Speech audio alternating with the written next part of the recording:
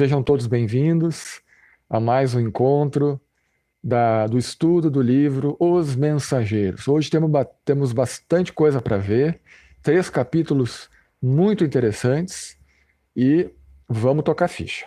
Paramos então no capítulo 6, né?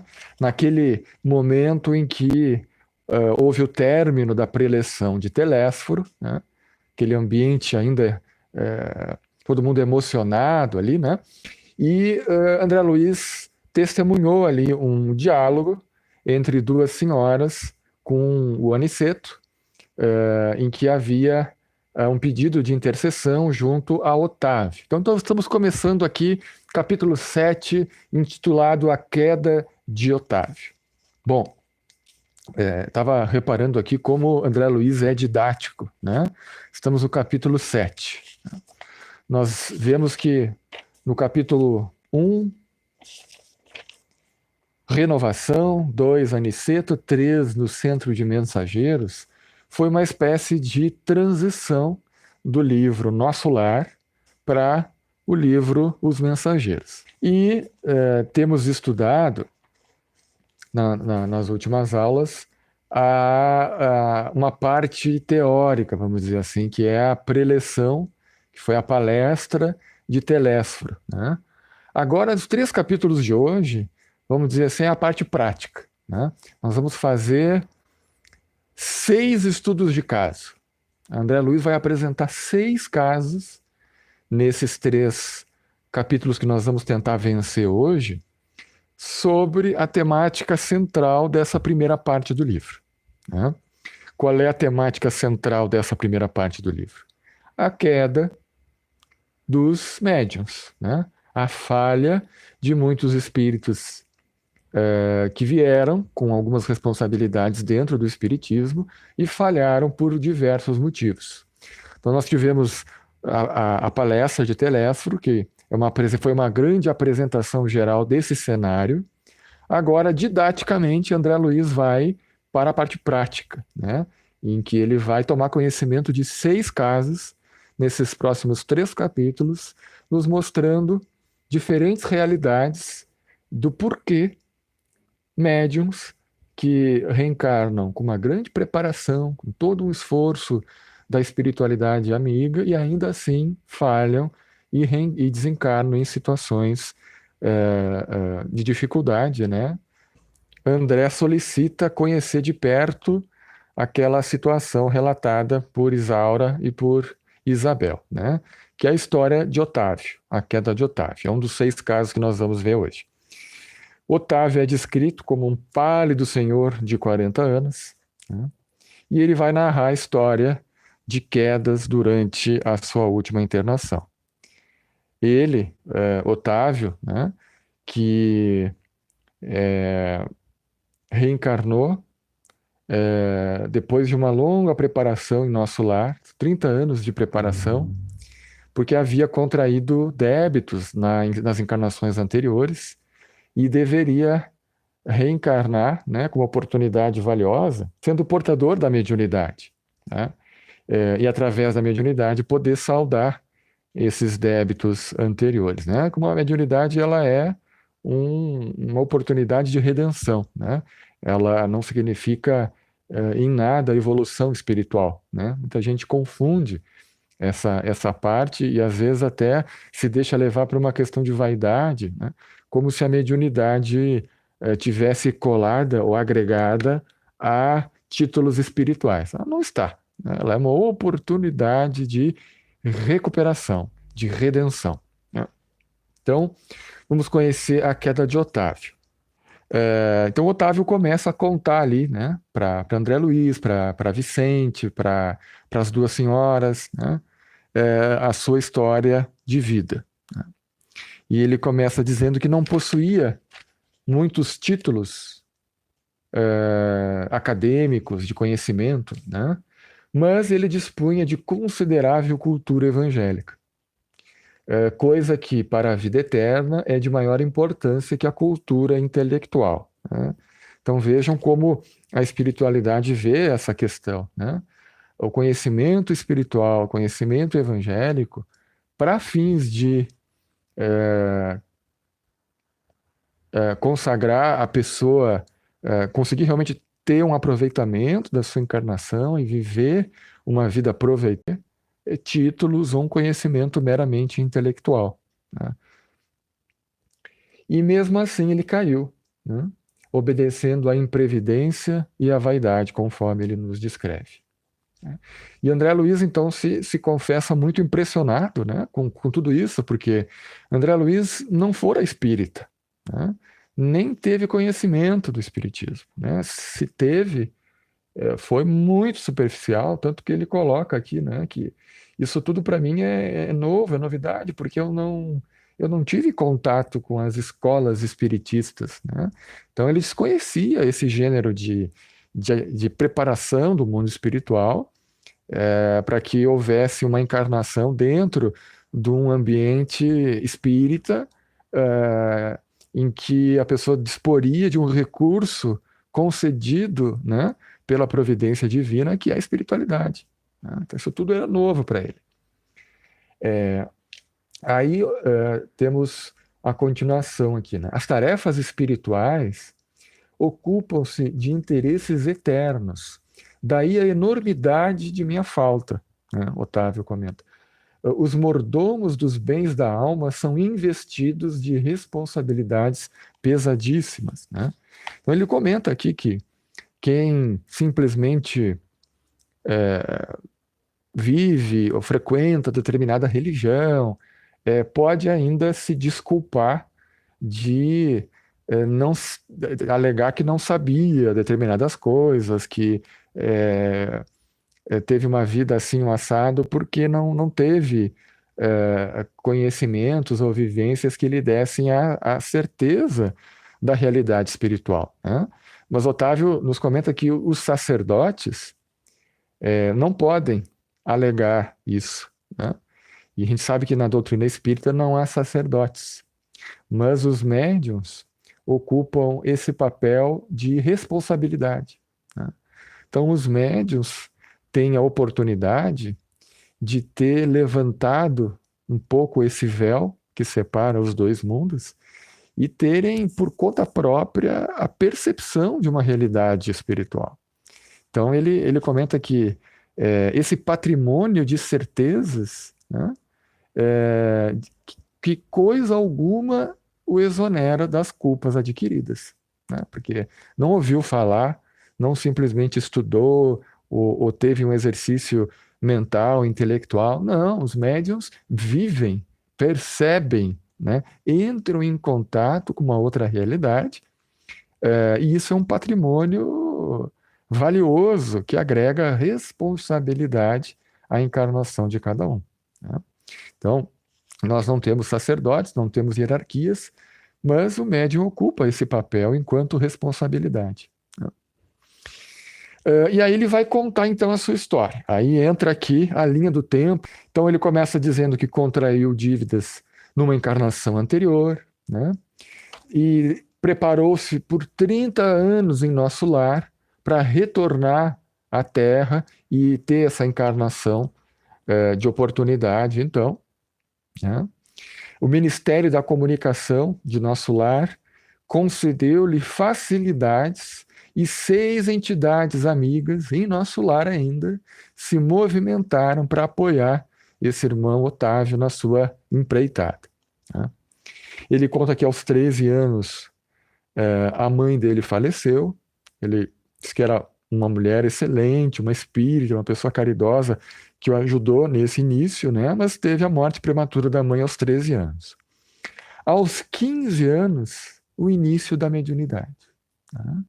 Então vejam vocês como às vezes a mediunidade ela é muito precoce, né?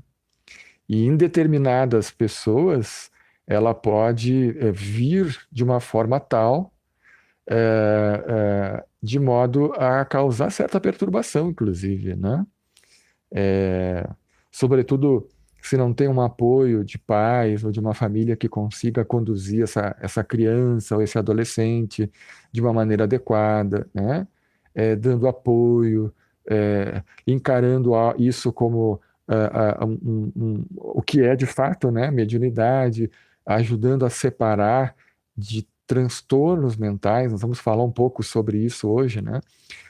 Que às vezes confundem e as pessoas acabam sendo levadas ao psiquiatra, aos médicos, porque se encontram com certas percepções não bem compreendidas dentro da realidade familiar, né?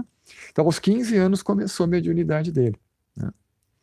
E ali pelos 19 anos, ele comenta que a mediunidade já aflorada, já com fenômenos de percepção extrasensorial, tanto via visual quanto via auditiva, né? Mas ele não confiava nos orientadores, né? Ele próprio acreditava-se, às vezes, tomado por alucinações. Vejam vocês, né?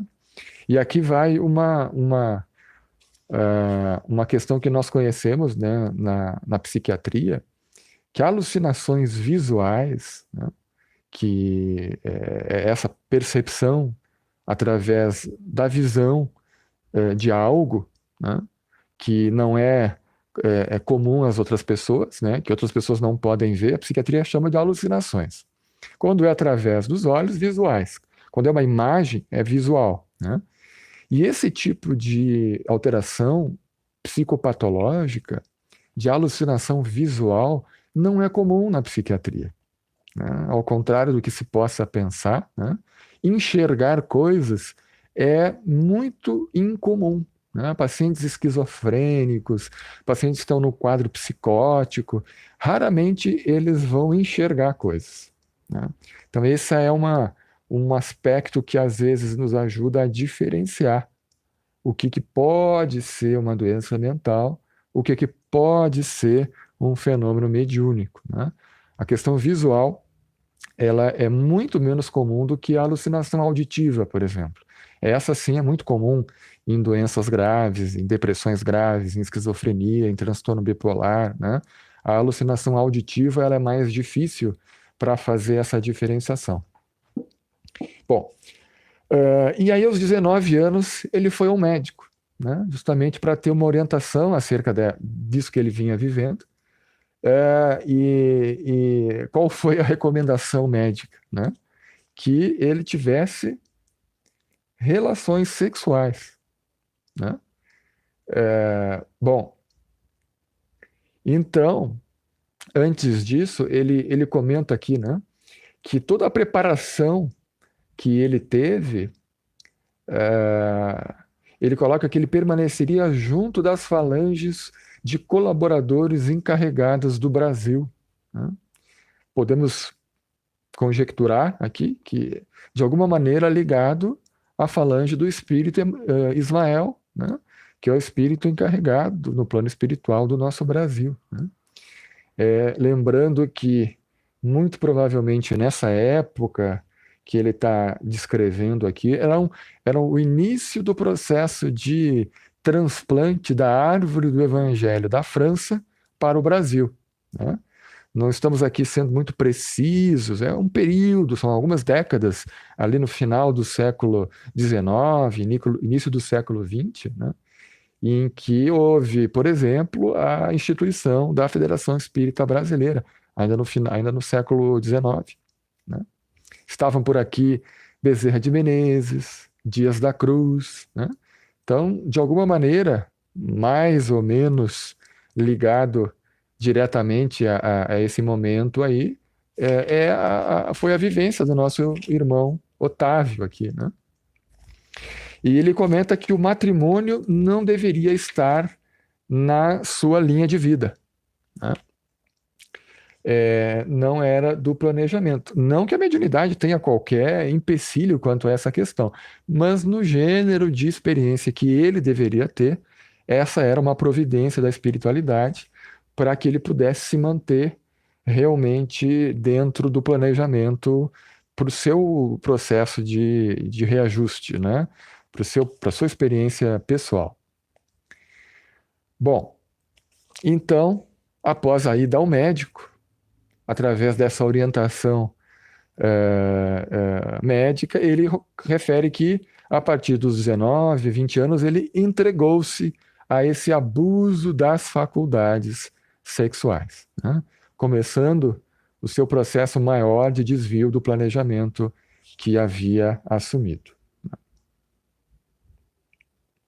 E ele comenta que ele deveria receber, justamente nessa época, aos 20 anos, 6 entidades, aquelas 6 entidades que lhe ajudaram em nosso lar, ele deveria recebê-las no seu lar, né? E deveria tomar conta delas, né? Que lhe chegariam como órfãos, né? E aquelas 6 entidades que lhe chegariam como órfão lhe ajudariam sobremodo, né, a manter a sua vida dentro desse trilho, né, de cuidar daquelas crianças, né, de provê-las materialmente, emocionalmente, espiritualmente, né? Seria o grande trilho para que ele seguisse o planejamento espiritual e desse conta do compromisso assumido, né? Mas o que houve? Logo em seguida, o pai faleceu, né? E aí então ele deveria começar esse processo de assumir esses órfãos, né? Mas ele foi tomado de repulsão por essa ideia, né? Ele não tinha bom relacionamento com a madrasta, né? Que o pai havia contraído segundas núpcias após o falecimento da mãe. Eles não tinham um bom relacionamento. E a situação foi se desenvolvendo, né? Espero que todos leiam ali em detalhes o livro, se ainda não leram.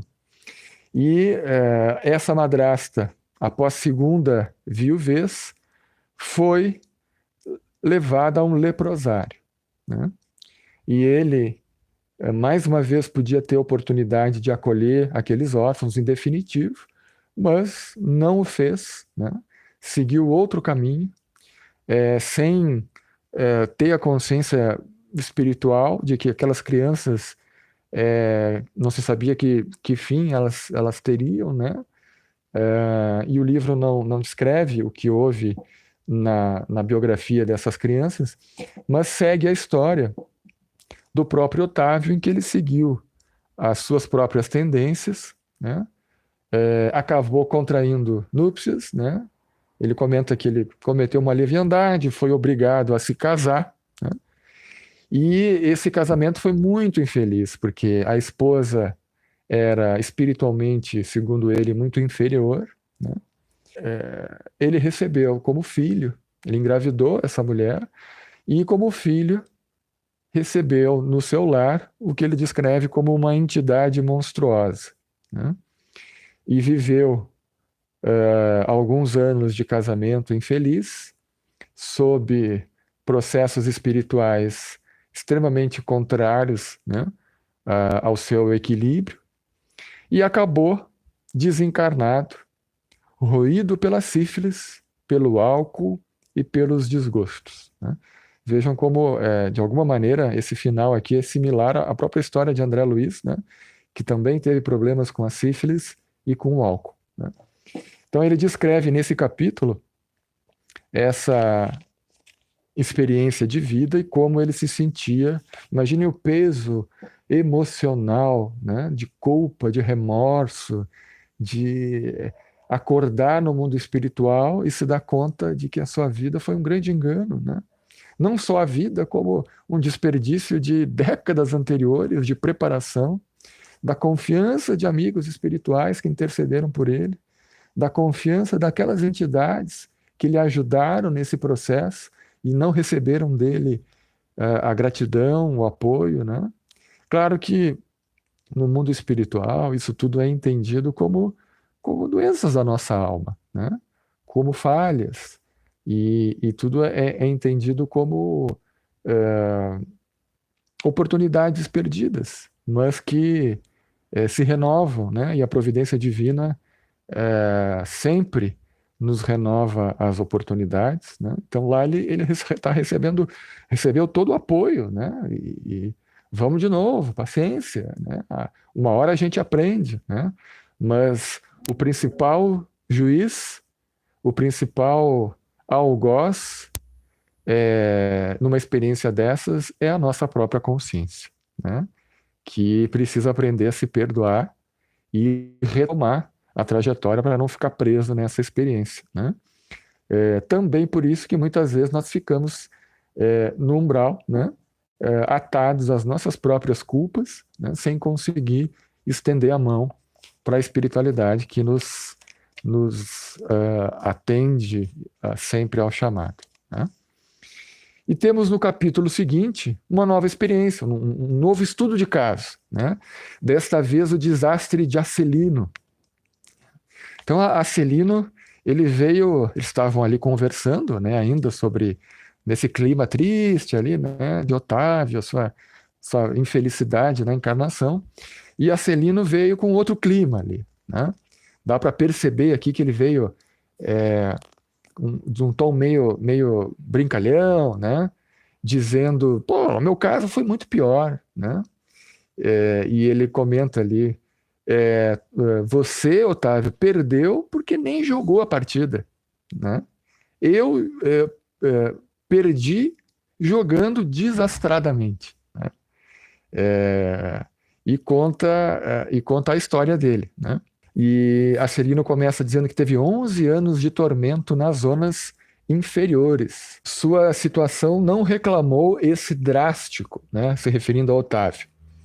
Mesmo assim, confio na providência. Ele estava confiante ali para contar a história dele para André, enquanto... Só finalizando, né? Otávio comentou: não sou um criminoso para o mundo, mas sou um falido para Deus e para nosso lar.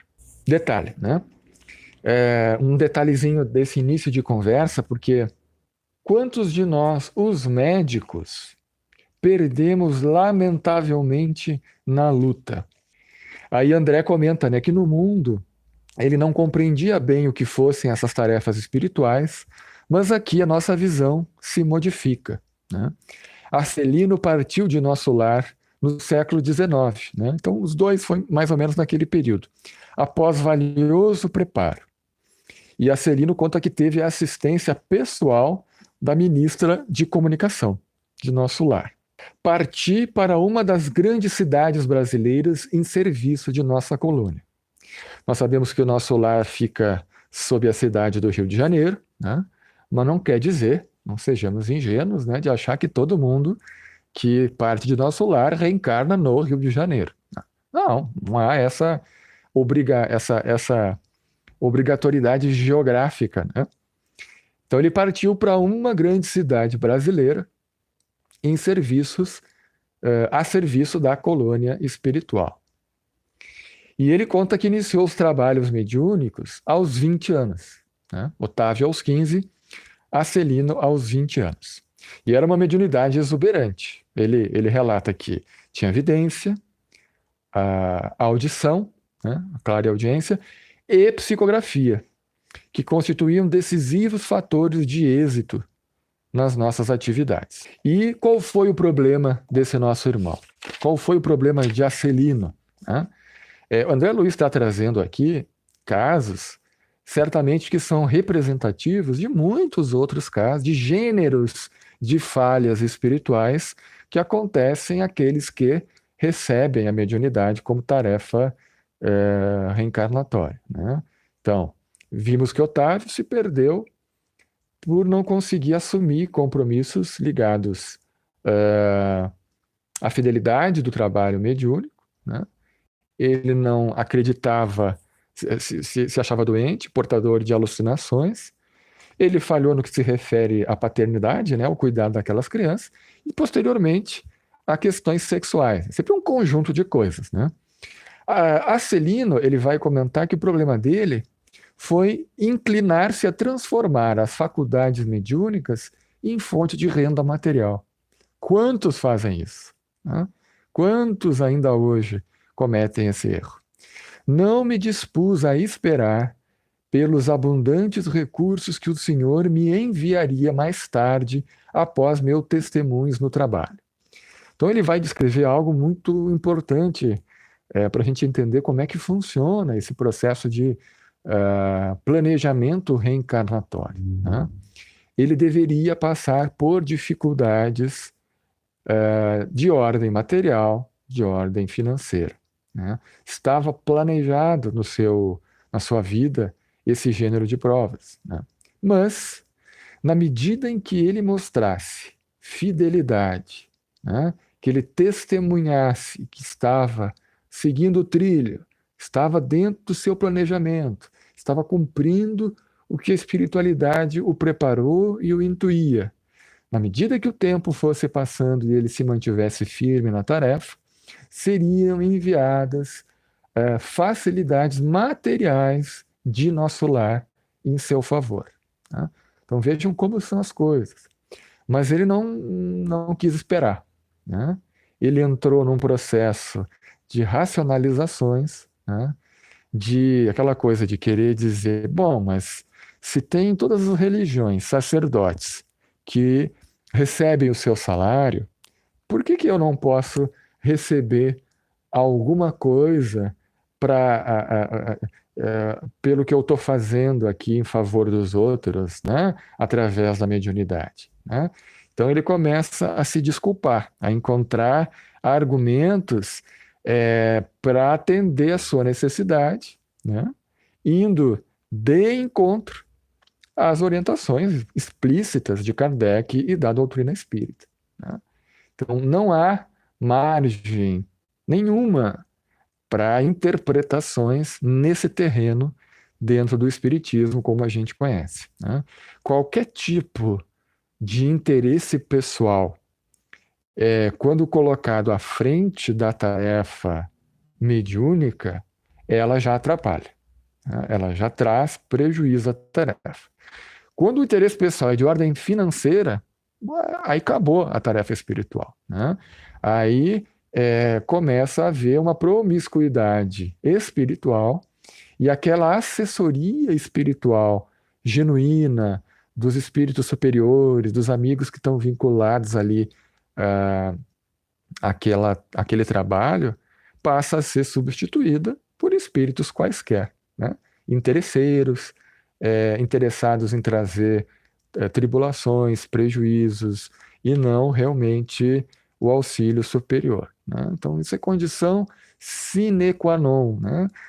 Não há possibilidade de compatibilizar tarefa mediúnica com ganho financeiro dentro do espiritismo, ainda que se diga espírita, ainda que se diga, enfim, né? Acho que ficou claro.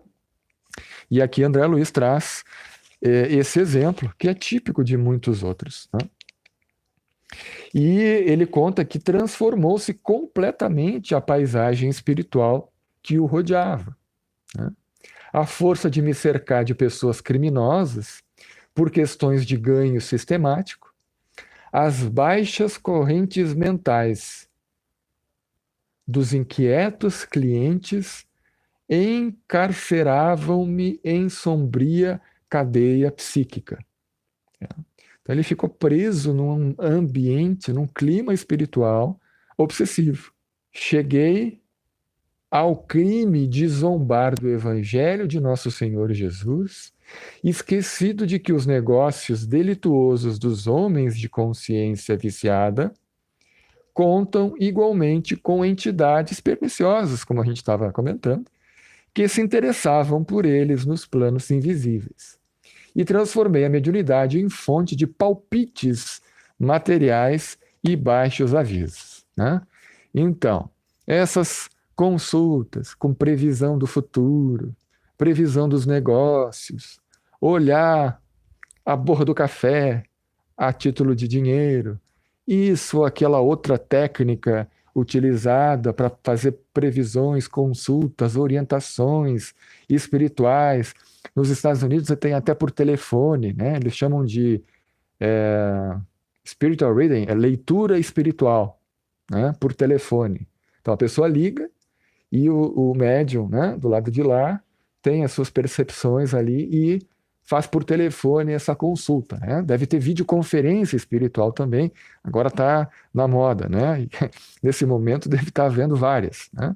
Então a pessoa compra um serviço. É a esse gênero de problemática que acabou acometendo a esse espírito, a Celina, né?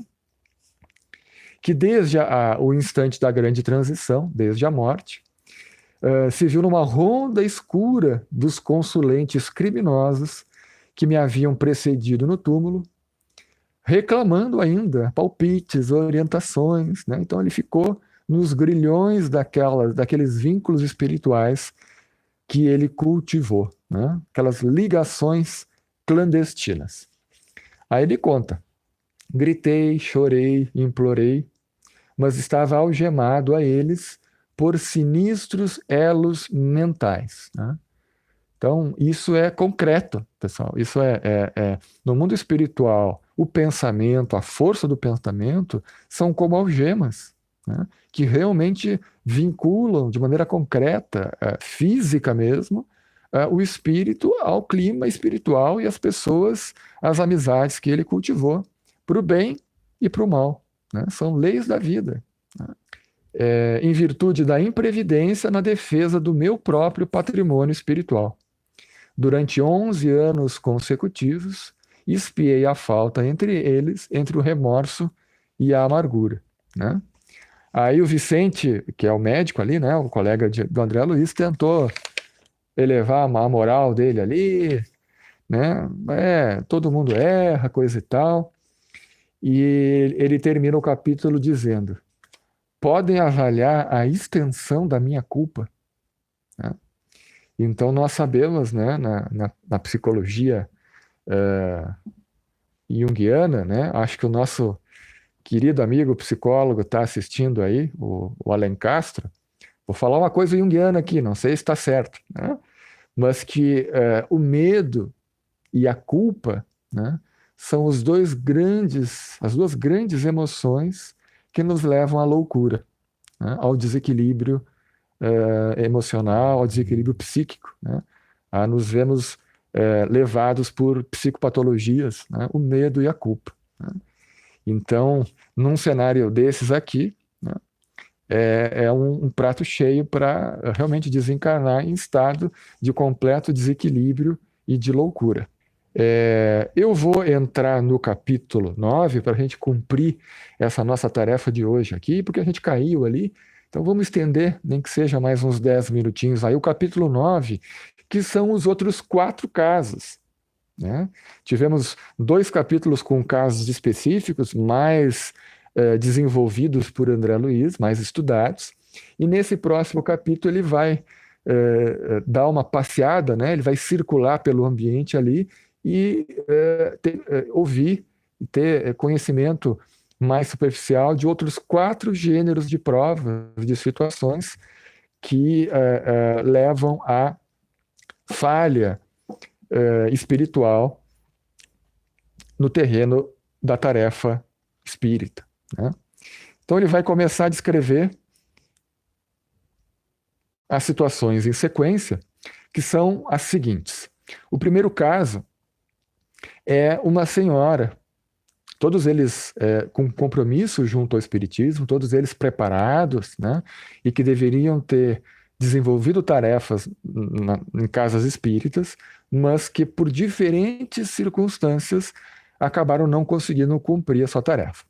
O primeiro caso, ele descreve uma senhora que se submeteu à oposição dos familiares, né? Ela se dizia impossibilitada de atender aquele gênero de serviço, porque o marido não lhe permitia, porque as filhas eram contra, né? E essa era a sua desculpa, né? O segundo, porque era uma mulher que se tomava de um estado de grande irritação, principalmente com o marido, porque o marido não lhe aderia aos princípios espíritas, né? Em outras palavras, ela não conseguia converter o marido, né? Ela não conseguia converter o marido para o espiritismo com toda o conhecimento que ela tinha. O terceiro caso era uma mulher também, e ela se dizia que se deixou tomar pelo medo, né? Tinha medo de tudo, e esse medo levou à desconfiança. ela desconfiava da veracidade das comunicações, dos espíritos, dos médiuns companheiros de casa espírita. Então, pelo medo de mistificação, ela desconfiou de tudo e de todos e não conseguiu fazer coisa alguma, né?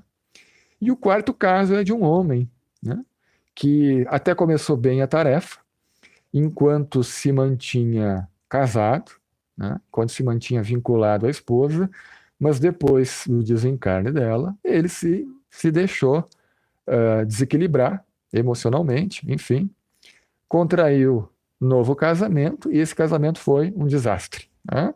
A esposa o levou, segundo ele, né? Sabe que não há vítimas, né? Mas a esposa o conduziu para processos de grande desajuste no terreno sexual, que ele jamais imaginava se via capaz de realizar, e esse foi o motivo da perda. Então eu narrei esses 4 casos e vou retomar cada um deles só para a gente comentar rapidamente como a gente tem que estar atento e como é importante nós estarmos conscientes da importância das questões que tocam as nossas emoções, né? O terreno emocional é o grande terreno que nos leva a falhar nas nossas missões. Não é por falta de conhecimento, na maior parte das vezes. Não é por falta de leitura. Não é por falta de instrução. Não é por falta de aviso. Não é por falta de preparação espiritual. Não é porque os espíritos não vêm ao nosso encontro e não nos ajudam. Não é por causa dos obsessores. Até pode ser depois, em alguns casos aqui eu vou salientar isso. Mas vejam que a narrativa, ela foca em problemas de ordem emocional.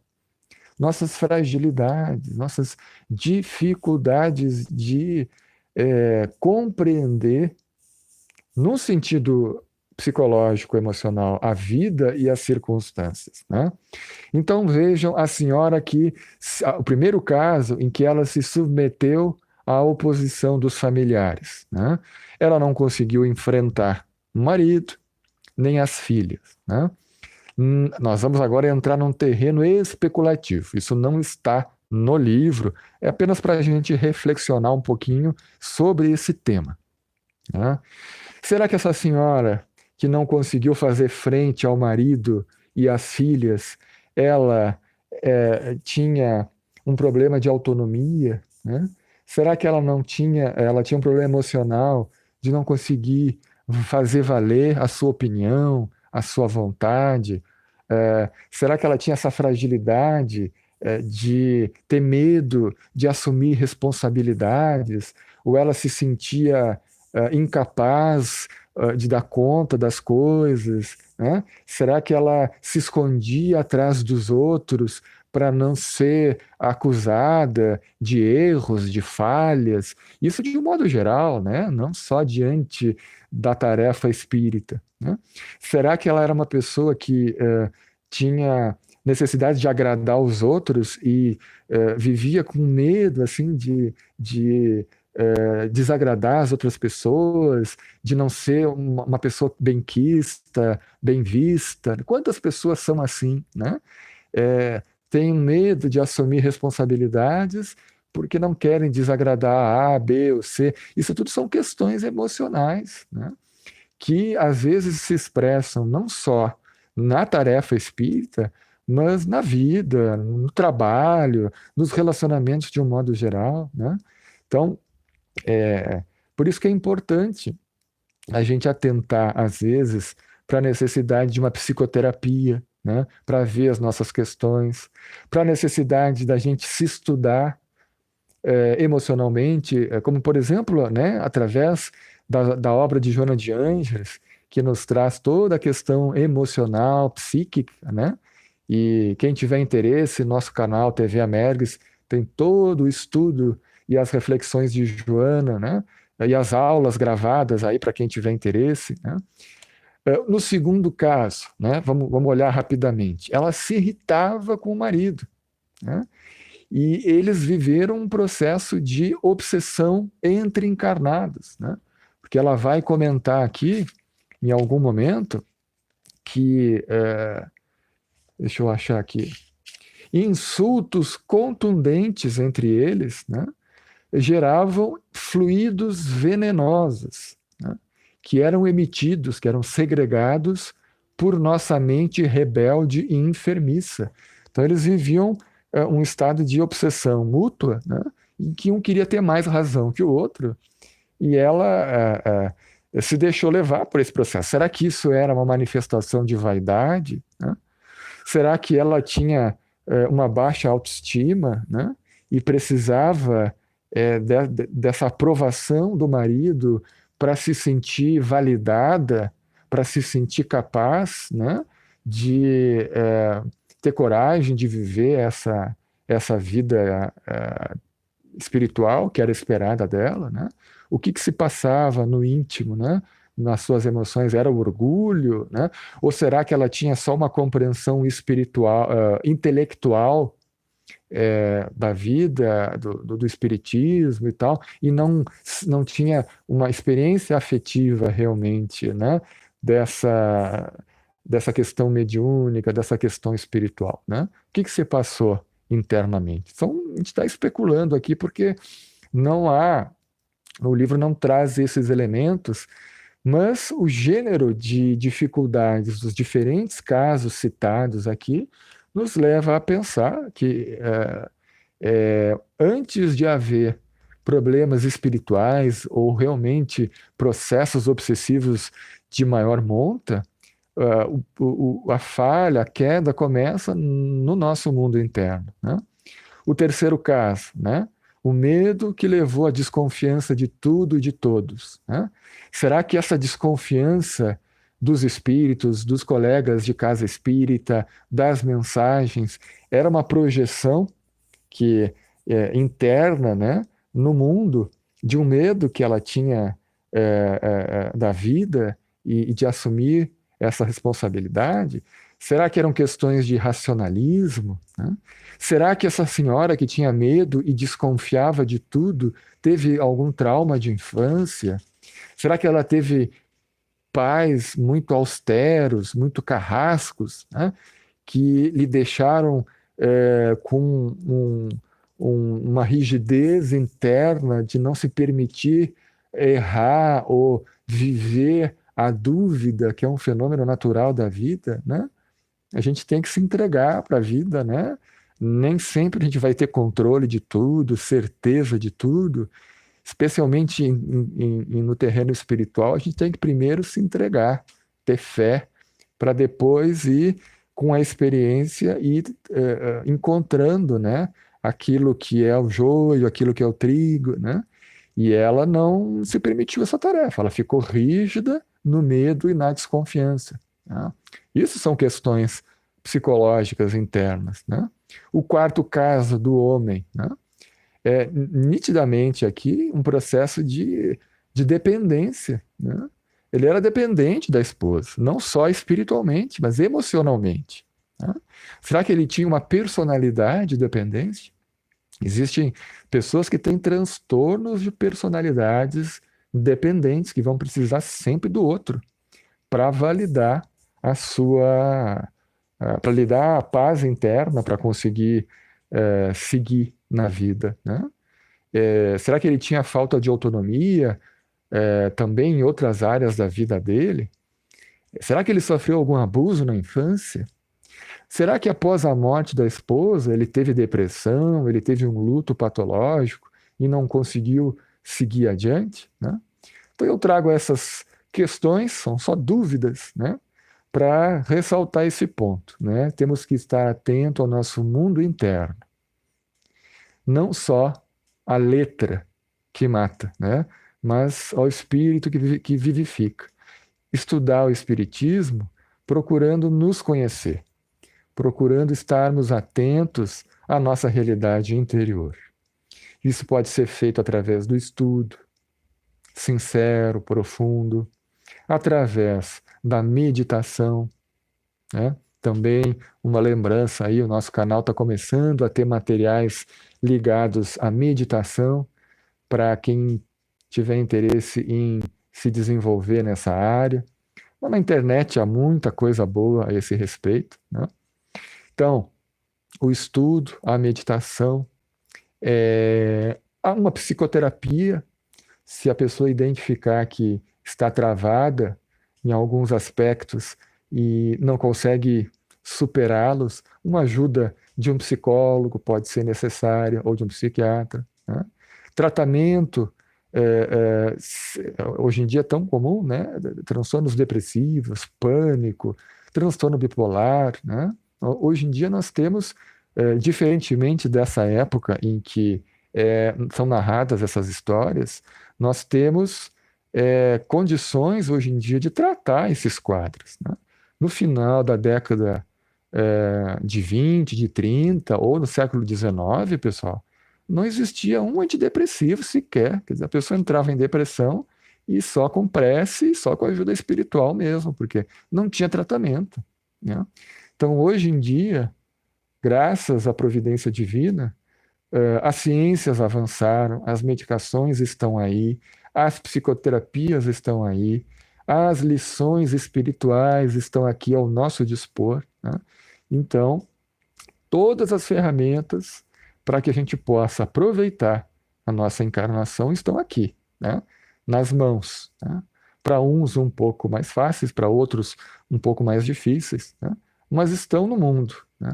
E cabe a nós lançarmos mão delas e termos a consciência da responsabilidade espiritual que temos, todos nós que tivemos acesso ao conhecimento espírita, que estamos vinculados a trabalhos, seja em que área for da casa espírita, né?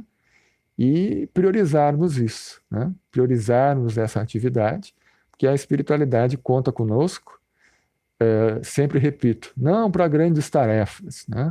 Mas para aquela nossa tarefa pessoal, né? Que às vezes é só sermos bons pais, bons filhos, bons profissionais, bons companheiros de lida espírita, enfim, né? E encerramos aqui, então, mais esse capítulo da obra Os Mensageiros.